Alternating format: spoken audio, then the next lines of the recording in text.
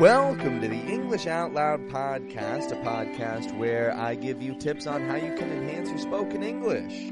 My name is Pat, and today I am interviewing Miss Bianca, who you can find on many social media platforms under Master in American Accent. Bianca is a very skilled accent coach from the United States, and she gives us a few solid tips today on how we can set some realistic goals for ourselves when trying to accomplish really anything in life, and how we can make those goals become a reality. So tune on in. You don't want to miss a second of this. This was a very fun and informative chat that I had here with Bianca. So enjoy. Today I've got here Miss Bianca, who's another accent coach. Good to have you here today on the English Out Loud podcast. Miss Bianca, how are you doing? I'm fantastic. How are you today, Pat?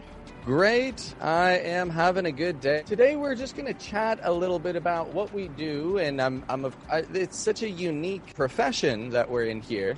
And so I'm curious to hear how you've wound up in this profession. Wound up is an interesting way to put it. Like you kind of find yourself here suddenly, right? You look around and you think, yeah, this is what I do. And I never set out to do it. Like I think you, right? You never said, I'm going to become an accent coach. Like it's not something you're presented with in school. You don't talk to any counselors about it. It was a journey for sure. But I kind of feel like I didn't choose it. It kind of chose me. And then looking back, it kind of is like the universe was always conspiring for that to happen, in the end, because I look back and I see all these like little things, that happened in my life. And I'm like, oh yeah, of course this is where I wound up, this is where I ended up. So I think it's just part of my personality. Like you're just drawn to it. I've felt the same. It's kind of like, if the shoe fits, wear it. And that's it, is you found exactly how it fits. Like I could not see myself as an accountant. I could see myself maybe as an engineer. And so for teaching, because I know I've seen some things that you've posted on Instagram, you posted about countries that you've traveled around to. Did you begin teaching in the first place just kind of as a way of supporting that travel, or what came first? Well, I know a lot of people do that, right? They think, oh, I want to go to China or Japan, so I'm going to enroll in those programs that they have where they do that. That was not my path, really.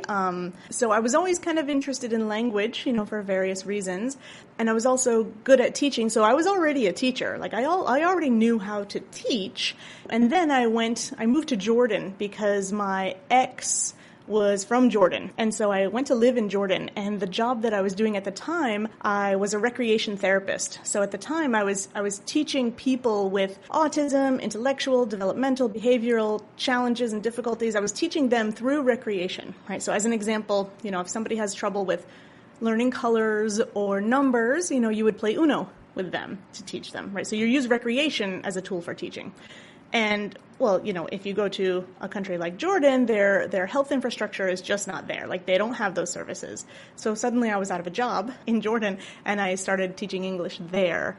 I think I first started working for Berlitz, and then I worked for the ALC, the American Language Center, which was connected to the embassy there. It used to be they had a lot of language centers around the world, but the embassies sold them off kind of one by one, and there are only a few left. So in Jordan, in Amman, there's a language center that's connected to the embassy. So I worked for the embassy at that time, teaching English, teaching language, and I just really ended up loving it. And when I came back to the States, then I got my master's in teaching English as a second language. So I was already a teacher and already loved language, and so it just kind of conspired, and that's kind of how it started, was teaching whole language, the grammar, the vocabulary lists, the everything else, and pronunciation was a very small part of that. In every chapter, in every book, in every language book, it's like one paragraph on the TH sound or one paragraph on some pronunciation point, and it was never enough. I get a little bit more and more and more into that.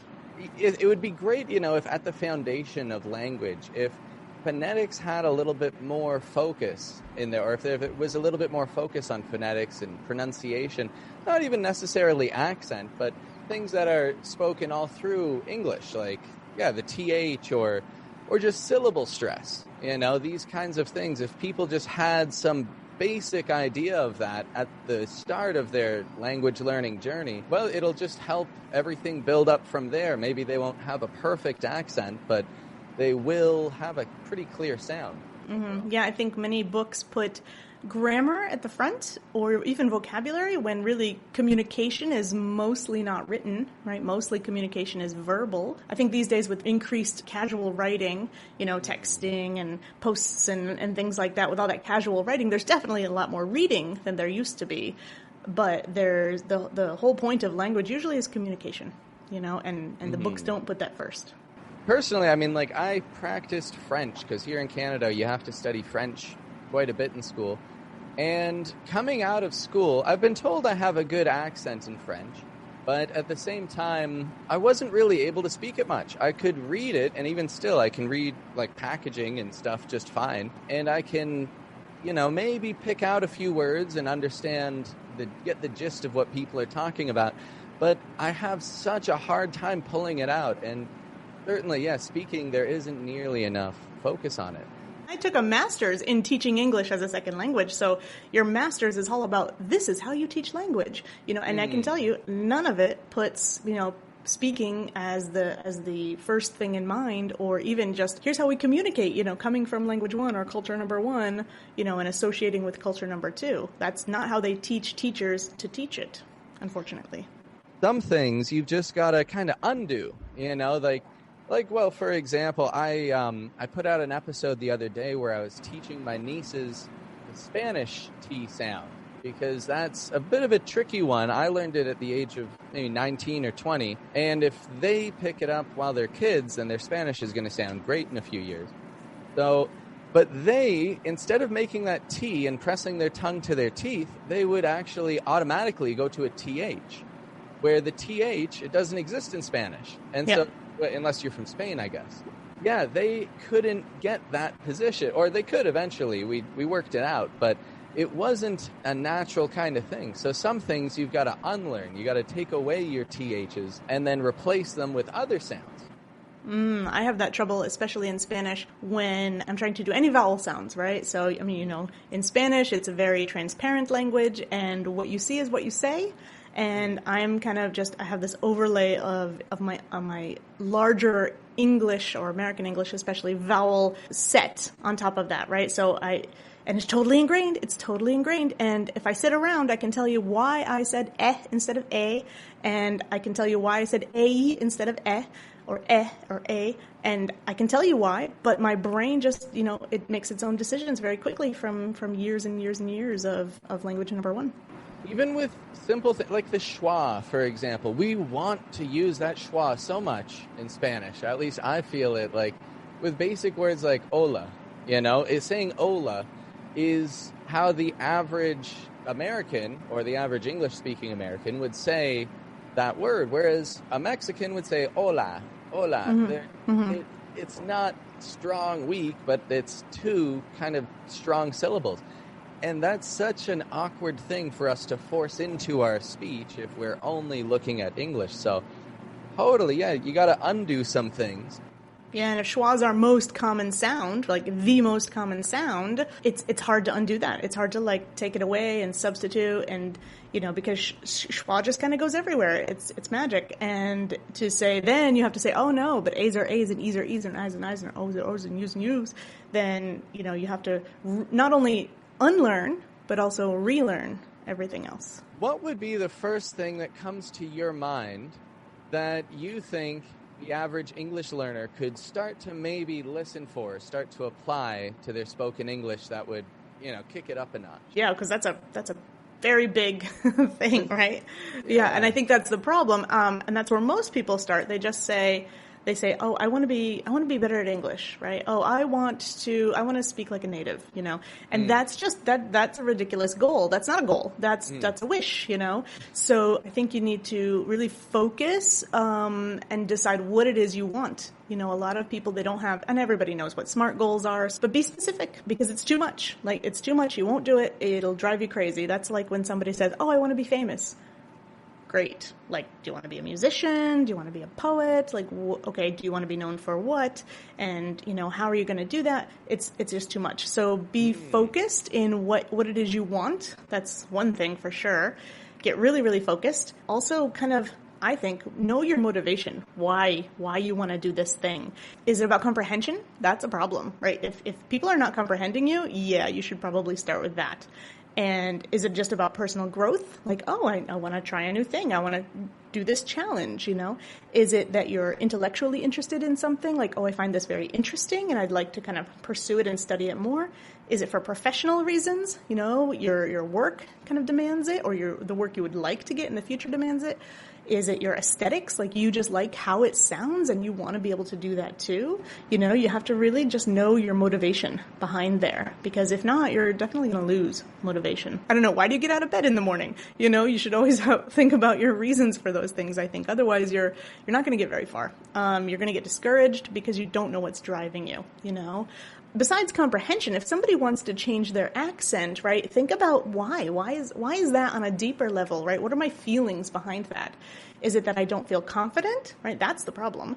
Is it that there are maybe some power dynamics in place and some language bias that you're experiencing, right? Maybe your boss told you that you need to speak better English because our clients have said so. Maybe it is that you are a woman in an all-male work environment and they're saying something about your language and it has nothing to do with your language. It has to do with the fact that, that you will need to be seen as more competent, or something like that. You're not sure about the dynamics that language play there.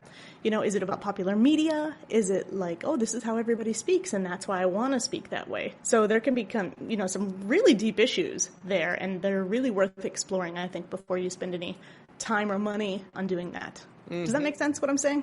Oh, yeah, totally. Like, if your goals aren't clear, like you said, and actually something I wanted to ask about, because indeed, yes, SMART goals, you want to be able to take things effectively and know what you're after.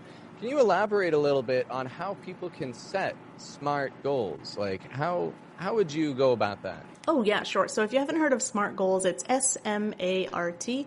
And I'm going to paraphrase here. S is specific, right? Be specific, as we said. M is measurable, right? And that's really key. For example, if you say, oh, I want to lose weight. I don't want to be so fat.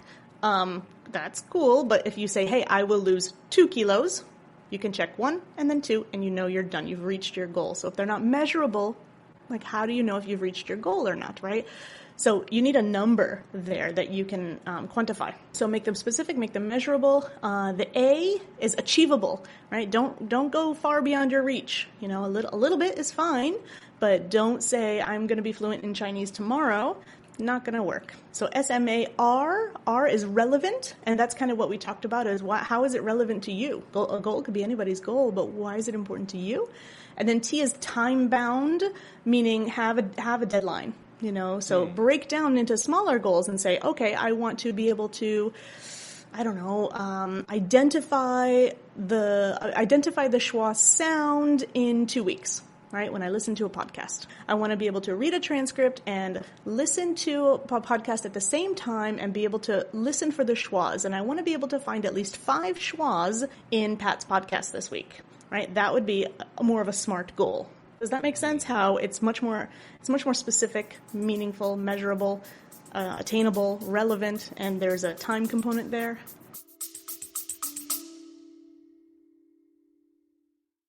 Folks, this is just a quick message to remind you to subscribe to the Accent Training Podcast. If you haven't already, you don't want to miss a second of this accent training experience.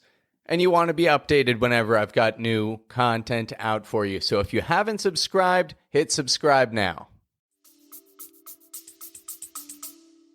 I honestly, to my listeners here, I've expressed each of those things, but I actually haven't put them all together in that. And I've heard this expression, SMART goals, but it's something actually I've never really elaborated on. Or like I've seen...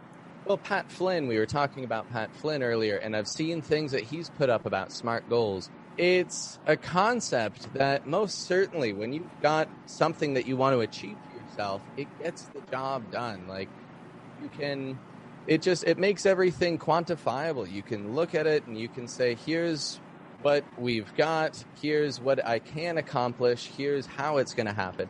It's not necessarily the roadmap on doing it, but it just gives you the guideline. And you reached it or you didn't, right? And if you didn't, you should know why, right? Which part of that, it's probably not you, it's probably something about how you wrote the goal, right? You didn't give yourself enough time. It wasn't specific enough. It was, that number was too high, for example, and you just didn't know, so then you can adjust, your goal for next time. Yeah, a lot of people don't talk about that, and a lot of people kind of don't want to hear it, right? They just want to get into learning, and because that's how we were taught in school. Okay, guys, open your book to chapter 2. We're going to dive right into, vocabulary related to jobs, and you feel like you're taking action. But what's that saying? I think it's attributed to like Abraham Lincoln. If I were given 4 hours to chop down a tree, I would spend 3 hours sharpening my blade. Right, so, yeah, I think it's really worth your time to prepare, for your action, because that's gonna help you in the long run. Absolutely, 100%. Otherwise, you're going to wear yourself out, aren't you? You're going to be swinging a blunt blade at a tree for hours. Maybe the job will get done, but it's not a smart way of doing it. Mm-hmm. Yeah, and actually I did a whole challenge back in January for my members, and it was all about setting SMART goals specifically for language and for accent reduction or improvement, however you want to call it that. And so we did a whole month where every week we would read the chapter of a book and discuss how we could apply it to either language learning if you're still in that phase or accent reduction if you're in that phase. So the book, I don't know if you know it, it's called Atomic Habits by James Clear. I would recommend anybody to get that book if they're trying to do, any habit. And let's say it's, New Year's and your culture does kind of a New Year's habit and you change what you're doing. Great for then, but always great for any time that you want to instill a new habit. So it really outlines habit forming and how you can really stick with it. And there's so many wonderful strategies. So what we did is we took that book, which has kind of 4 laws of habit forming, and we had 4 weeks in January. So each week we discussed a different law and how we could take those very general ideas and put them into our accent training, and how we could do that. So every week we met and we said, these are the things we're going to do. We're going to be accountable. We're going to put them together. We talked about different apps that can help you be accountable, for any goal, but especially for language goals and accent goals in particular. Oh, okay. Well, and just so everybody knows, I've just found that book on Google Play Books. I guess now this is an ad for Google Play Books, but whatever. $17. And then there's even a $4 version. It says summary and analysis. So I'm going to go for the summary and analysis because I like the 80-20 thinking of just skim the surface and get the information you need. But there's a quick analysis, and if you're someone who likes to dive in and really get to, the nitty-gritty of stuff, the full book totally available on Google Play Books. And if you go to James Clear's website, I think it's just jamesclear.org.com, you can get the first chapter of the book for free, and you can sign up for his free newsletter, and I think he sends like 3 things each week. And that's what I do if you want to sign up for my newsletter, I do 3 things on Thursdays. And that's how I can get people to practice their TH sounds, like 3 things Clever. Thursday. And so my newsletter came from James Clear's idea of just 3 little things.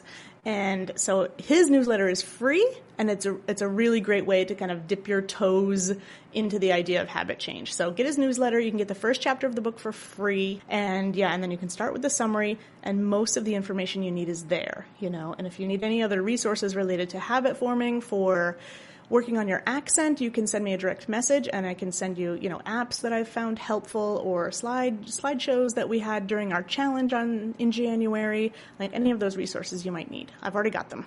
That is exactly what people need. So anybody who's looking for some, Bianca's got some free stuff out there, free resources to be, or is that free? Sorry, I should. Absolutely. It's not publicly available, but if you send me a message, I'll be happy to share it with you. What you can do, I've got a lot of free resources on my Discord. Do you know Discord, Pat? After you mentioned it to me, actually, I think about a month or so ago, I've started looking at it, and I'm going to start on that platform, indeed. Cool. Well, you can start by joining mine. If you want to see how it works.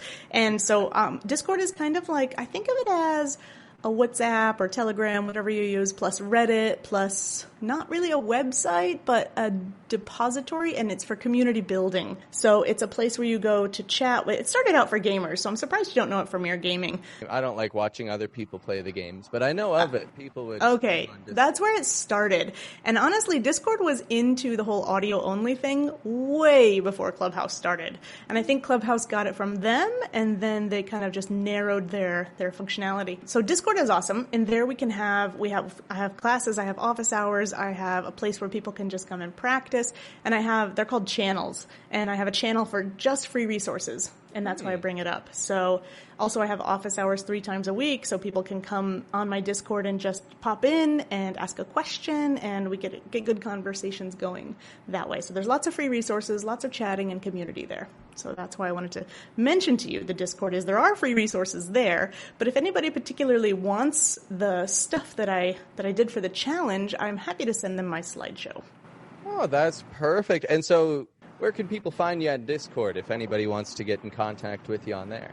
Oh, well, it's the same name as on Clubhouse. It's called Master an American Accent.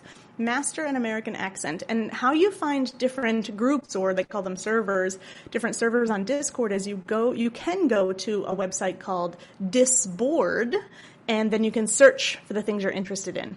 And I'm sure you're going to include links to all that in the show notes, but Disboard is how you look for groups. For example, I'm in a group on Discord, a server for cooking. I love cooking. So I think it's called Red Wine and Meat or something, and it's all about kind of Julia Child style cooking. So you look for cooking, or you look for English practice, and there are tons of servers there.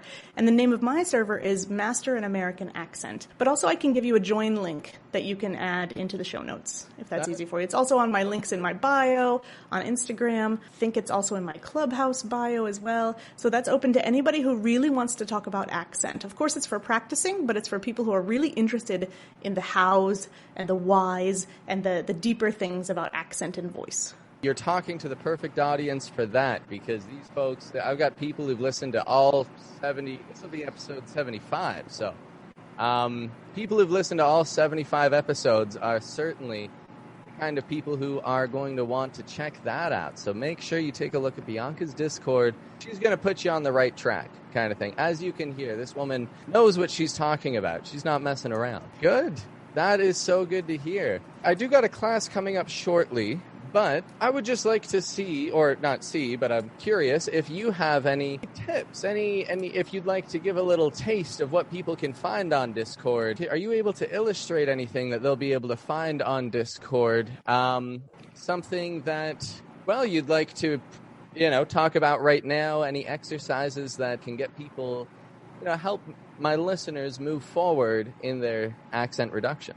Oh, absolutely. So when you get onto Discord, the first thing you see, it says, read this first, and you accept the rules, and you introduce yourself, and then what you can do is click on the little bell to get notifications of office hours, and set all that up. And then the next thing I would do is I would go down to the section that says free resources. And my favorite free resource is the first one I set up, and you know that this is a thing, right?